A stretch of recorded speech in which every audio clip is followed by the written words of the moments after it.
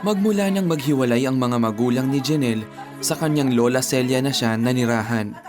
Mag-isa siyang itinataguyod ng kanyang lola.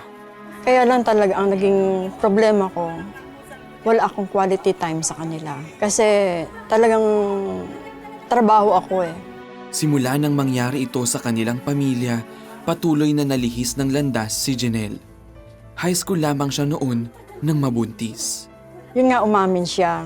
Tinibayan ko rin yung loob ko na hindi ko pwedeng pabayaan yung apo ko.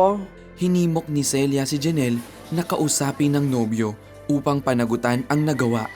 Subalit, may anak na rin pala ito sa unang nobya. Ang masakit yung inaakala mong mga tao na dadamay sa'yo, makakaunawa. Sila pa yung unang-una na nagsalita ng masasakit. Labis na kahihiyan ang nadama ni Celia. Nagkulong siya sa bahay upang makaiwas sa intriga.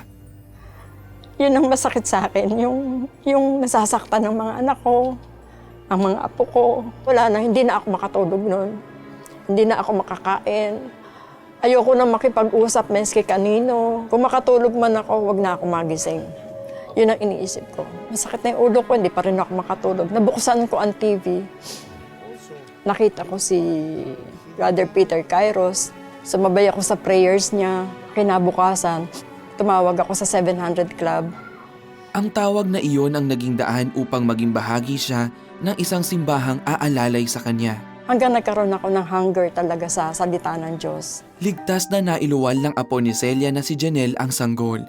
Makalipas ang 3 taon, bumalik ang nobyo nito upang mamanhikan at nakasal ang dalawa. Maayos na ang lahat sa buhay ng apo ni Celia nang isang masamang balita ang gumimbal sa kanya. Ang sariling asawa ni Celia ay nagkaroon ng ibang pamilya at naganap iyon sa loob ng 26 na taon na wala siyang kamalay-malay. Sa pagkakataong iyon ay nangusap ang Diyos sa puso ni Celia.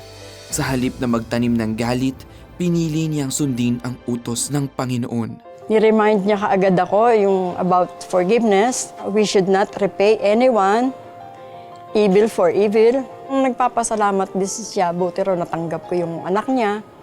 Inayos ng Diyos ang pamilya ni Celia. Lahat na sila ngayon nakakilala sa Panginoon. Sa kabila ng lahat ng pinagdaanan, napagtanto ni Celia na ang biyaya at pagliligtas ng Diyos ay ang kanyang best gift ever. Jesus is my Savior and Redeemer. He is everything to me.